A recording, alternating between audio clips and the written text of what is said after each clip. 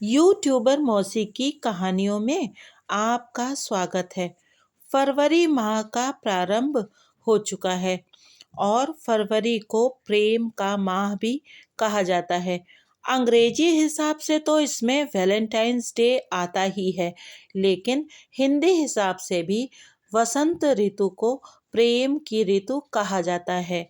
तो चलिए बात करते हैं हिंदी कथा साहित्य के प्रेम के सबसे प्रसिद्ध उपन्यास देवदास की। जैसे पश्चिमी जगत में, साहित्य जगत में अगर प्रेम कहानी की बात की जाए तो रोमियो जूलियट उपन्यास प्रसिद्ध है। वैसे ही हिंदी कथा साहित्य में और बंगला कथा साहित्य में देवदास एक अनूठा उपन्यास है। देवदास को लिखा था सुप्रसिद्ध साहित्यकार शरद चंद्र चट्टोपाध्याय ने, और इस उपन्यास में उन्होंने प्रेम के विभिन्न रंगों को प्रस्तुत किया है। देवदास में करुणा, ममता, स्नेह, आकर्षण, विकर्षण एवं हर्ष के साथ ही गहरा शोक, विषाद, आक्रोश और निराशा तक सब कुछ है, लेकिन वासना कामना नहीं है, और यदि क्षणिक रूप में है भी तो यथा शून्य ही है। देवदास का बचपन पार्वती के साथ बीतता है। उनके बीच बाल सुलभ स्नेह धीरे धीरे कब प्रेम में बदल जाता है, इसका उन्हें पता ही नहीं चलता। जवानी की दहलीज तक पहुंचते पहुंचते दोनों एक दूसरे को अथाह प्रेम करने लगते हैं, लेकिन परिस्थितियां उनके विवाह में बाधा डाल देती हैं।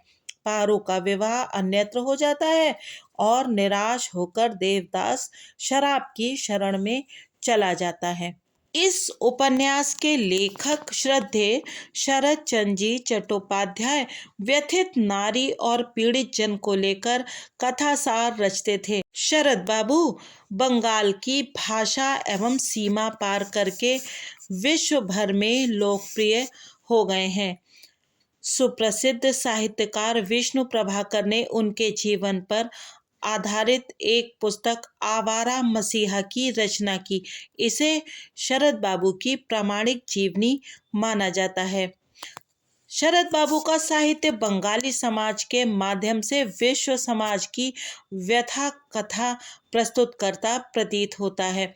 उनका साहित्य उत्थान से पतन और पतन से उत्थान की ओर अग्रसर होता दिखाई देता है। समाज में नारी की पीड़ा, प्रताड़ना और लांछना को शरद चंद्र प्रेम, स्नेह और त्याग, बलिदान जैसे मार्मिक संवेदनाओं से परिपूर्ण करके जब पाठकों के सामने प्रस्तुत करते थे तो आधी दुनिया का एक नया हिस्सा सामने आ जाता था।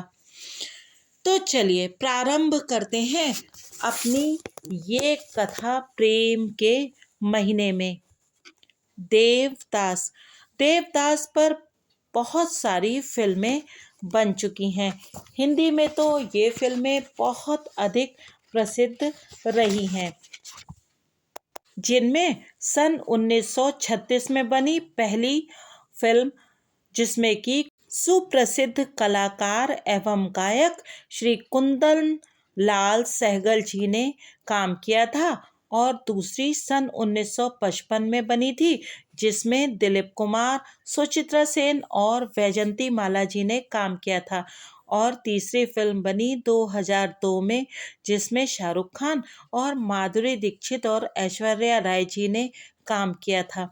ये फिल्में अपने अपने समय की मील की पत्थर फिल्में सिद्ध हुई थीं। तो चलिए प्रारंभ करते हैं अपना उपन्यास देवदास। वैशाखी एक दोपहरी में, जब चिलचिलाती धूप का कोई अंत नहीं था और गर्मी की कोई सीमा नहीं थी, मुखर्जी कुल का देवदास ठीक उसी समय पाठशाला के कमरे के कोने में स्लेट हाथ में लिए हुए एक फटी हुई चटाई पर बैठा था। वो कभी आंखें खोलता, कभी मूंदता और कभी पैर फैलाकर जम्हाई ले रहा था। आखिरकार वो गहरी सोच में डूब गया और पल भर में ही उसने तय किया कि ऐसी परम रमणीय बेला में पाठशाला के अंदर बंद होकर घुटते रहना किसी काम का नहीं। इसके बजाय खुले आसमान के नीचे पतंग उड़ाते हुए चारों तरफ घूमने फिरने से बेहतर और क्या होगा। इस ख्याल के आते ही उसके उर्वर मस्तिष्क में इसका एक उपाय भी सूझ गया। वो हाथ में स्लेट लिए उठ खड़ा हुआ। पाठशाला में उसी समय मध्यावकाश हुआ था। बच्चों का झुंड तरह तरह की उछल कूद और शोरगुल करता हुआ पास ही बरगद के पेड़ के नीचे गुल्ली डंडा खेल रहा था।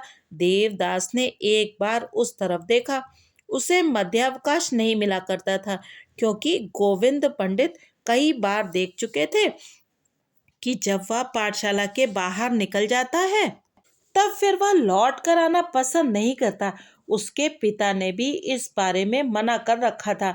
अनेक कारणों से यही तय हुआ था कि मध्यावकाश के समय वो कक्षा के मुख्य छात्र भोलू की देखरेख में रहा करेगा। इस समय कमरे में पंडित जी दोपहर के आलस्य में आंखें बंद किए हुए सो रहे थे और पाठशाला का मुख्य छात्र भोलू एक कोने में हाथ पैर टूटी एक बेंच पर छोटा मोटा पंडित बना हुआ बैठा था। बीच बीच में बड़े अनमनेपन से वो कभी तो लड़कों का खेल देखता था और कभी देवदास और पार्वती पर अलसाई निगाह डाल लेता था। पार्वती लगभग महीने भर पहले गोविंद पंडित की देखरेख में पढ़ने आई है। पंडित जी ने संभवतः इस थोड़े से समय में ही उसका खूब मनोरंजन किया था। इसलिए वो सोए हुए पंडित जी का चित्र खूब मन लगाकर और अत्यंत धैर्यपूर्वक पाठ्य पुस्तक बोधोदय के अंतिम पृष्ठ पर स्याही से बना रही थी। वो किसी दक्ष चित्रकार की तरह अनेक प्रकार से ये देख रही थी कि बड़े यत्न से बनाया हुआ वह चित्र अपने आदर्श के साथ कहाँ तक मिल रहा है। ये बात नहीं है कि चित्र अपने आदर्श से कुछ मिल रहा था, लेकिन पार्वती को इतने में ही पर्याप्त आनंद और आत्मसंतोष मिल रहा था। उसी समय देवदास स्लेट हाथ में लेकर उठ खड़ा हुआ और उसने भोलू से ऊंची आवाज में कहा, हिसाब नहीं हो रहा है। भोलू ने शांत स्वर में गंभीरता से पूछा, कौन सा हिसाब? मन शेर छटाक, लाओ जरा स्लेट देखूं। भाव ये था कि उसके सामने इस तरह के कामों के लिए स्लेट के पहुंचने भर की ही देर होती है। देवदास उसके हाथ में स्लेट देकर पास ही खड़ा हो गया। भोलू जोर जोर से बोलकर लिखने लगा, एक मन तेल का दाम 14 रुपए 9 आना 3 पाई हो। तो ठीक उसी समय एक घटना घट गई। जिस हाथ पैर टूटी बेंच को पाठशाला का ये प्रमुख छात्र अपने पद और मर्यादा के योग्य आसन समझकर यथा नियम 3 वर्षों से रोज बैठने के लिए इस्तेमाल करता आ रहा है, उसके पीछे ढेर सारे चूने का एक ढेर लगा हुआ था। उसे पंडित जी ने ना जाने कब और किस युग में सस्ते दामों में खरीदा था। उनका इरादा था कि जब कभी अच्छे दिन आएंगे तब इससे एक कमरा और दालान बनवाएंगे। ये तो नहीं मालूम कि वे अच्छे दिन कब आएंगे, लेकिन इस सफेद चूने के प्रति उनकी सतर्कता और देखभाल में कभी कोई कमी नहीं होती थी। संसार से अनभिज्ञ और परिणाम से अपरिचित कोई आश्रित बालक इस चूने का एक कण भी नष्ट न करने पाए, इसलिए उनके प्रिय पात्र तथा अपेक्षाकृत वयस्क भोलानाथ को इस सयत्न संचित वस्तु की सावधानी से रक्षा करने का भार मिला था और वो बेंच के ऊपर बैठकर उसकी रखवाली करता था। भोलानाथ लिख रहा था, एक मन तेल का दाम 14 रुपए 9 आने 3 पाई हो। तो अभी वो यहीं तक पहुंचा था कि अचानक उसके मुंह से निकला, अरे बाप रे। इसके बाद खूब गुलगपाड़ा हुआ और पार्वती भी जोर जोर से चिल्लाकर और तालियां बजा बजा कर जमीन पर लौटने लगी। शोर सुनकर तुरंत ही देखा कि पेड़ के नीचे लड़कों का दल कतार बांधकर खूब ही करता हुआ दौड़ रहा है। उसी समय उन्हें ये भी दिखाई दिया कि टूटी हुई बेंच के ऊपर एक जोड़ी पैर नाच कूद रहे हैं और चूने में जैसे ज्वालामुखी पर्वत फटा पड़ा है। पंडित जी चिल्ला उठे, क्या हुआ, क्या हुआ, क्या हुआ रे? वहां उत्तर देने के लिए केवल पार्वती ही थी, लेकिन वो उस समय जमीन पर लोटपोट हो रही थी और तालियां बजा रही थी। पंडित जी का विफल प्रश्न अब क्रोध के रूप में प्रकट हुआ। क्या हुआ, क्या हुआ रे, क्या हुआ? इसके जवाब में श्वेत मूर्ति भोलानाथ चूना हटाकर खड़ा हो गया। पंडित जी ने फिर चिल्लाकर कहा, बदमाश कहीं का, तो उसके अंदर था। फिर वही दुष्ट देवा धकेल कर शेर छटाक मन, फिर वही बदमाश। लेकिन दूसरे ही क्षण सारी बात पंडित जी की समझ में आ गई। उन्होंने चटाई पर बैठकर पूछा, देवा तुझे धक्के से गिराकर भाग गया है? भोलू और भी जोर जोर से रोने लगा। इसके बाद कुछ देर तक चूने की झाड़ पहुंच हुई, लेकिन सफेद और काले रंग में वह प्रमुख छात्र बहुत कुछ भूत की तरह दिखाई देने लगा और उसका रोना भी बंद नहीं हुआ। पंडित जी ने कहा, मालूम होता है कि देवा तुझे धक्का देकर और गिराकर भाग गया है। भोलू ने कहा, पंडित जी ने कहा, इसका बदला लूंगा। भोला ने रोना जारी रखा। पंडित जी ने पूछा, सब लड़के कहाँ हैं? इसके बाद लड़कों का दल लाल मुंह किए और हाँफता हुआ लौट आया और बोला, देवा पकड़ा नहीं गया, वहाँ ईंटें फेंक कर मारता है। पकड़ा नहीं गया? एक और लड़का पहली ही बात दोहराने लगा, वो ईंटें। चुप रहे। वह थूक गटक कर एक और खिसक गया। निष्फल क्रोध में पंडित जी ने सबसे पहले पार्वती को खूब फटकारा और तब भोलेनाथ का हाथ पकड़कर कहा, चल जरा कचहरी में चलकर मालिक से कहें। इसका मतलब ये कि जमींदार नारायण मुखर्जी के पास चलकर उनके पुत्र की इस करतूत की फरियाद की जाए। उस समय तकरीबन 3 बजे थे। नारायण मुखर्जी बाहर बैठकर हुक्का पी रहे थे और एक नौकर हाथ में पंखा लिए हवा कर रहा था। छात्र सहित पंडित जी के इस असमय आगमन से उन्होंने कुछ विस्मित होकर कहा, अरे ये तो गोविंद पंडित हैं। गोविंद जाति के कायस्थ थे, इसलिए उन्होंने पहले तो दंडवत होकर प्रणाम किया और फिर भोलू को दिखाकर विस्तार पूर्वक सब बातें कह सुनाई। मुखर्जी महाशय बहुत नाराज हुए। बोले, यही तो मैं देखता हूँ कि देवदास हाथ से बाहर हुआ जा रहा है। अब आप ही हुक्म दें कि मैं क्या करूं।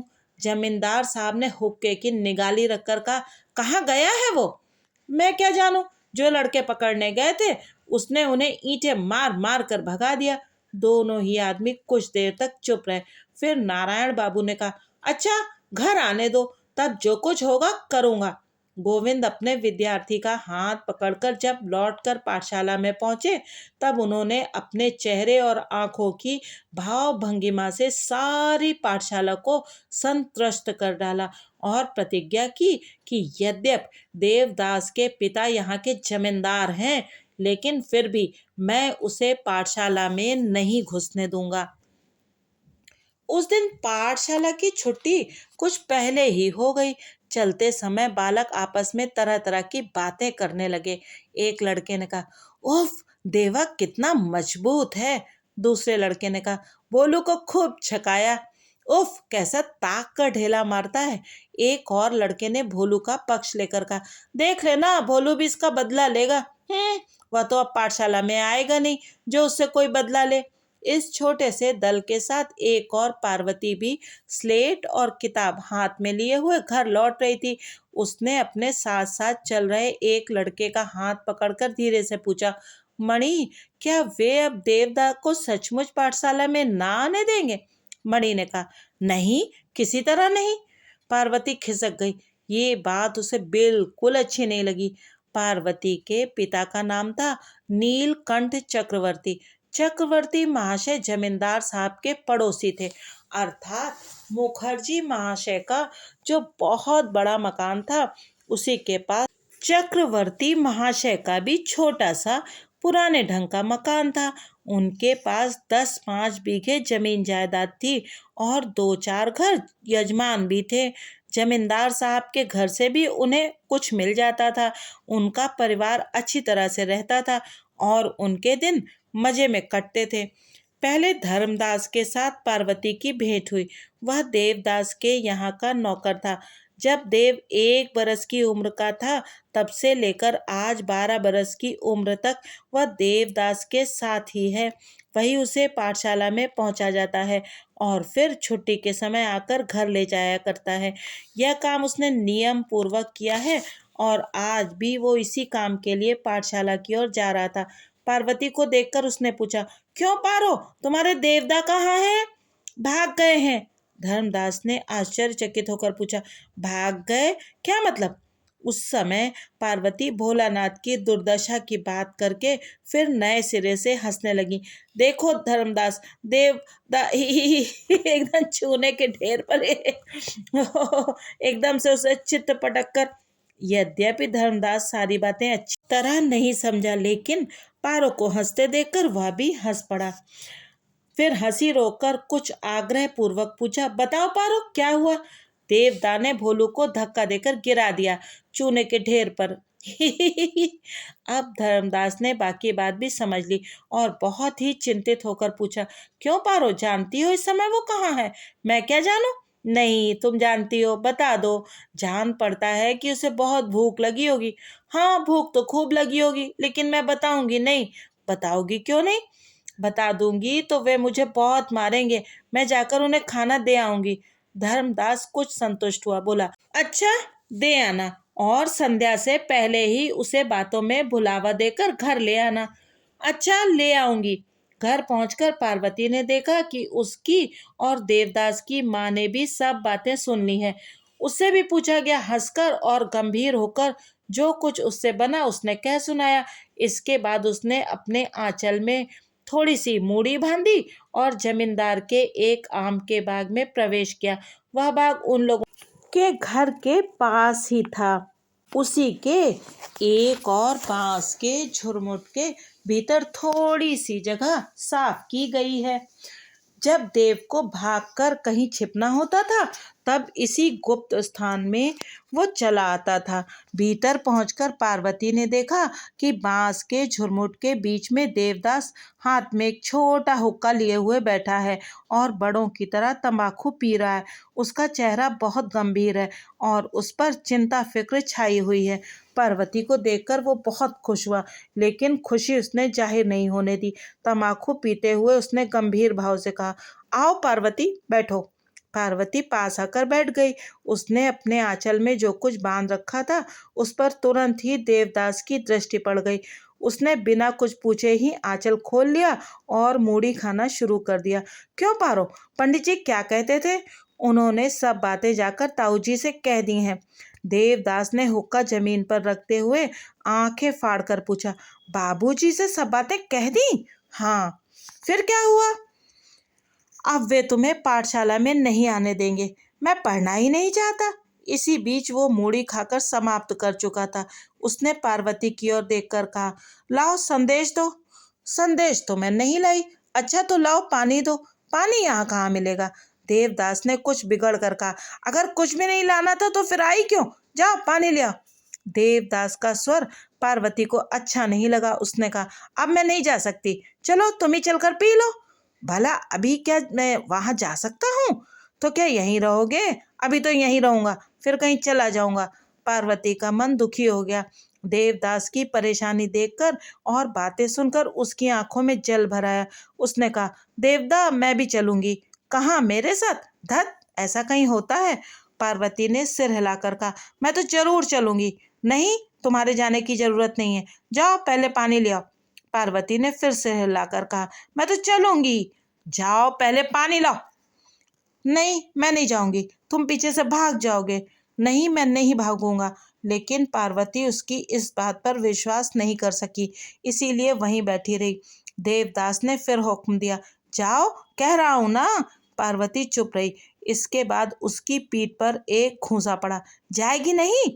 पार्वती रो पड़ी। उसने कहा, मैं किसी तरह नहीं जाऊंगी। देवदास एक तरफ चला गया। पार्वती भी वहां से रोती हुई उठकर चल पड़ी और देवदास के पिता के पास पहुंची। मुखर्जी महाशय पार्वती को बहुत चाहते थे। बोले, क्यों बेटी पारो, तुम रो क्यों रही हो? देवदा ने मुझे मारा है। कहाँ है वो? वहीं बगीचे में बांस की झाड़ी में बैठे हुए तम्बाकू पी रहे थे। एक तो पंडित जी के आने से वे यूं ही चिढ़े बैठे थे, उस पर इस समाचार ने उन्हें बिल्कुल आग बबूला कर दिया। उन्होंने पूछा, देवाशर फिर तम्बाकू पीने लगा है? हाँ पीते हैं, रोज पीते हैं। बांस के झुरमुट में उन्होंने हुक्का छिपाया हुआ है। तो फिर इतने दिनों से तुमने मुझे क्यों नहीं बताया? मैं डरती थी कि देवता मुझे मारेंगे। वास्तव में बात ये न थी, उसे डर था कि अगर ये बात कह दूंगी तो देवदास को सजा भुगतनी पड़ेगी, इसलिए उसने पहले ये बात नहीं कही थी। लेकिन आज गुस्से में आकर ये बात कह डाली। अभी उसकी आयु सिर्फ 8 बरस की थी। अभी उसे गुस्सा बहुत था, लेकिन फिर भी उसमें समझबूझ कम न थी। वो घर जाकर बिछौने पर पड़ गई और रोती रोती सो गई। उस रात उसने खाना भी नहीं खाया। आज देवदास और पारो की कहानी को यहीं विश्राम देते हैं। बचपन का ये प्रेम आगे चलकर क्या रंग दिखाएगा, ये जानेंगे अगले भाग में। तब तक बने रहिए यूट्यूबर मौसी की कहानियों के साथ और सुनते रहिए नई नई रोचक कहानियाँ। अगर आपको विषय सामग्री और मेरा कहने का ढंग पसंद आ रहा हो तो कृपया चैनल को सब्सक्राइब कीजिए और वीडियो को लाइक भी कीजिए। मेरे कुछ और चैनल भी हैं, कृपया उन्हें भी देखें और यदि विषय सामग्री पसंद आए तो उन्हें भी सब्सक्राइब करें और लाइक भी करें। बहुत बहुत धन्यवाद।